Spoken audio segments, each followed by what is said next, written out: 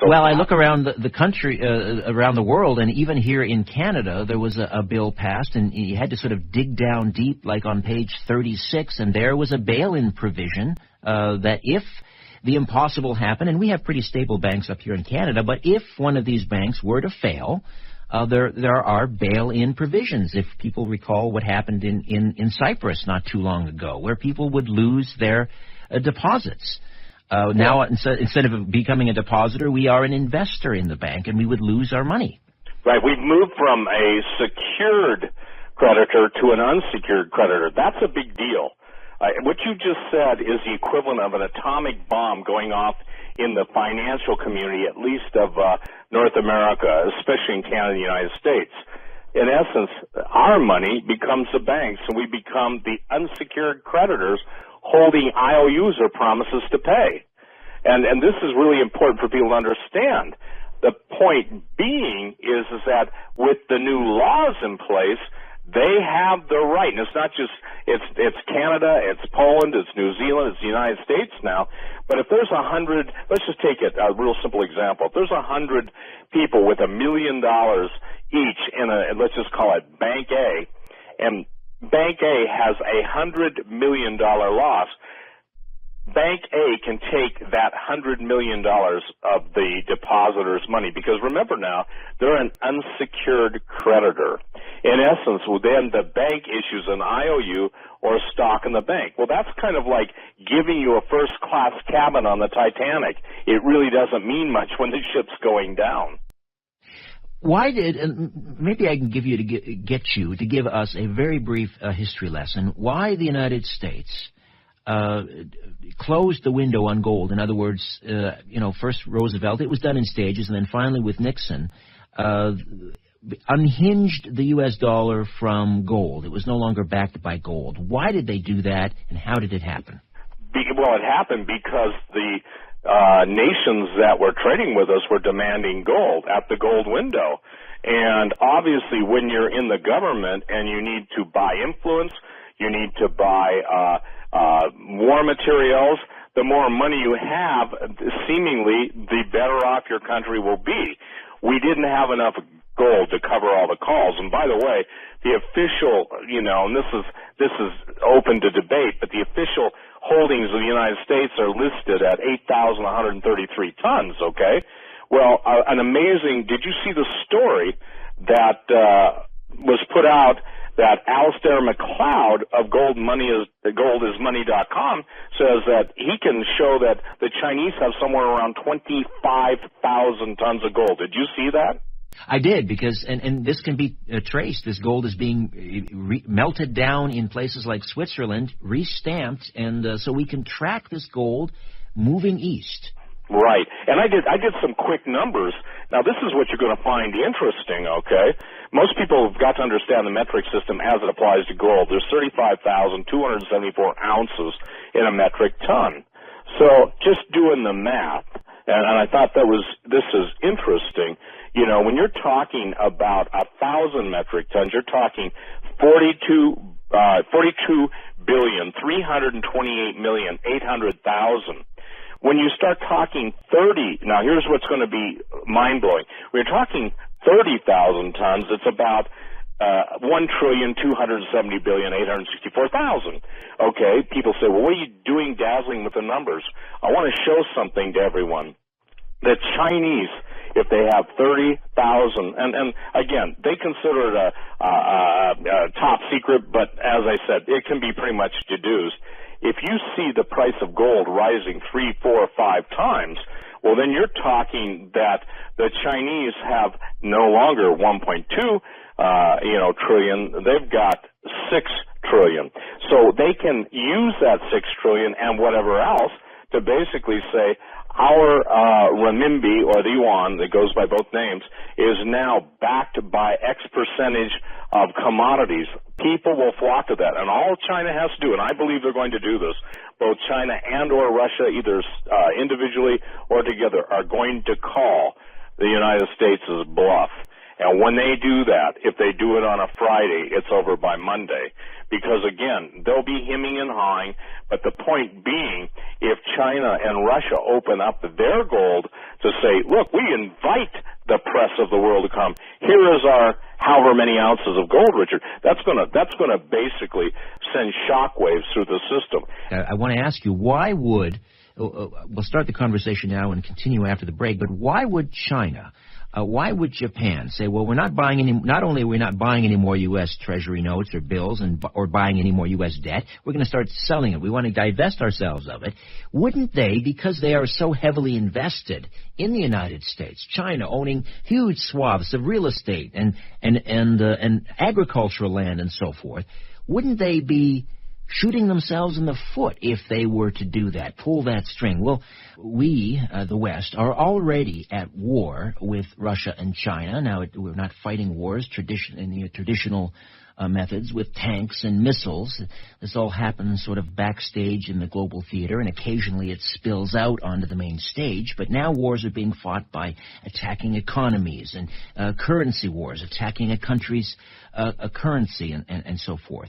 And it's what we're really talking about is the battle for world hegemony. And I guess the way one achieves world hegemony is to attain world reserve currency status, and that's been held by the United States since, roughly around just after the Second World War, taking over from the sterling pound. But my question to you, Steve Quayle, is why would China, so heavily invested in the United States, want to bring the United States down? Wouldn't they be shooting themselves in the foot? Well, let's define bringing the United States down. Under the Clinton administration, China demanded and has demanded all the way forward, just good business, the right for eminent domain to enforce their commercial holdings in this country. And they own, right now, I believe, 75% of the commercial real estate in New York.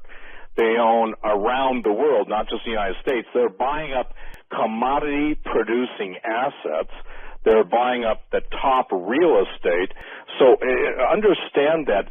Here's what I think most people who, tune off or just, I don't want to hear about gold, they don't get it. Here's what the bottom line is, and we'll work backwards. The United States is broke, okay? Broke. You cannot have the gross domestic product that we have on a yearly basis and OWE $1.5 quadrillion. And you know this as well as I do, Richard. When you can't pay, when your liabilities exceed your assets, so what China has, and I'd say this is brilliant, what they have done is they have taken out all of the assets. In other words, they turn around and take those $2 trillion and they buy stuff, whether it's real estate, whether it's farms, whether it's goods, whether it's meat, you name it. Whatever they buy, machinery, steel, whatever they buy, steel, closed down steel manufacturing plants. If you look at Detroit and contrast it to Shanghai, you've got to basically take a big gulp. If you look at Detroit or any of the inner cities in America that are falling apart, and then you look at Nagasaki and Hiroshima, you'd think that we're on a different planet. By the way, just Google that go on an internet search and check it out. The point is, here's the bottom line. The United States is broke, and in the game of chess, they are going, they meaning Russia or China. Now, what have we done? We've just declared war on Russia economically by a joint venture with the Saudis to lower the price of oil. Well, yeah, we're feeling that up here big time with our tar sands. Yeah, we're going to do that. So what people don't understand is whether they like gold or not, the people that end up with it rule the world. For instance, this is amazing. There's some cool stuff I want to share just because you're looking at India. India is, second most populated country in the world. People in India spend 50 times more on gold jewelry than Americans. And in India, and in China, and in Japan, and in the United Arab Emirates, and in South America, it always is synonymous with wealth and provision. Obviously, being in the business for all the years I've been at, 30 years, the point being is that people don't get it. They say, well, you can't eat gold. Okay, I can go to Buenos Aires. if I wanted to, or any place in South America, and probably easily eat 2 meals a day, steak, all the fixins, as they say, and I could do that pretty close to, let's say 5 months. So the point is that when people say you can't eat it, people who have fled tyranny, people who fled out of Rome as it was crashing, or Vietnam, or the people that fled out of Europe under Hitler's rise to destruction. The point is they all had to have something that's tangible and universally accepted as well. The Swiss are the ones that invented the statement, "He who buys gold never starves." Now let's contrast that with the Americans. What is it, 48 and 49 million people on food stamps? 98 million people unemployed. On my website, richardstevequayle.com, I basically am keeping track. People are notifying me from different places around the United States that there's a shortage of eggs, a shortage of meat, prices going up, portions going down. So the point is that going back to the question, what good is gold? It's the foundation for barter and trade amongst, and I will say this, amongst people that want equal measures. It's a biblical principle that want just measures. When you go to fill up in the United States your gallon of gas, you want a gallon of gas. You don't want half a gallon. And you guys in Canada, do you buy by the liter or by the gallon? We buy by the liter. Okay. So the point is that you don't want to get, how should I say this tactfully? You don't want to be taken advantage of by thinking you're getting one thing and you're really getting another. This is why, again, here is the bottom line. Here is the total bottom line. We as a nation now have sold our birthright. The United States and Canada too, if you understand how many cross-collateralized positions there are and how many claims on every underlying asset. You remember the mortgage crisis? People couldn't even tell who owned their mortgage. And even the whole registration system with the mortgage registration system was flawed and found to be crooked. So the point being is the reason why gold is critical at this time frame and silver, it is the only medium of exchange that's universally accepted worldwide and has a value in excess of how many American dollars. In other words, you can go to Switzerland, that it'll be valued in the Swiss franc. Go to Russia, it's valued in rubles. The point is that it is beyond the manipulative power of the central banks.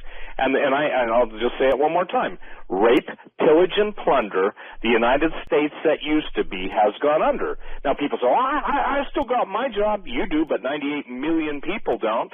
And this is the thing I always, after doing Coast to Coast with George or even tonight, people say, well, I don't see any, I'm not hurt in my part of the country. When the rich outnumber the poor, and when I'm talking about the stuff that just makes everybody shake their heads when, the 500 richest people in the United States own more than, 90% of everybody else? That does not set well. That's the basis of revolution.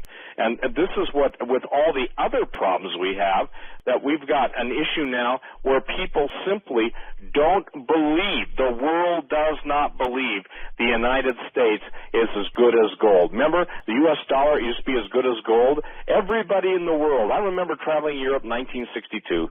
I can remember a $100 bill. It was a wow factor. I can remember a Eurail pass, I think in 1962, for all of Europe for 90 days was $295. Well, that doesn't happen any longer. So the point I'm trying to make is this.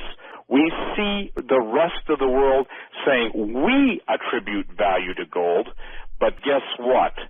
The United States is the country that's the most indebted, has the highest percentage of people in prisons, has the highest percentage of people on welfare, government welfare. We're seeing riots now all through the country, different reasons.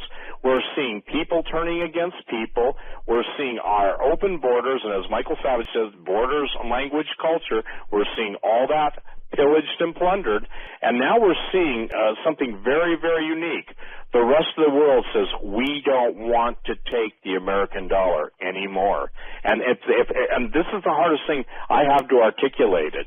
If you basically thought that you had, let's say, $200,000 in your 401k or whatever, and that's what you're going to retire on, and all of a sudden through a cyber attack or legislation, it's no longer there, what is your hope for the future?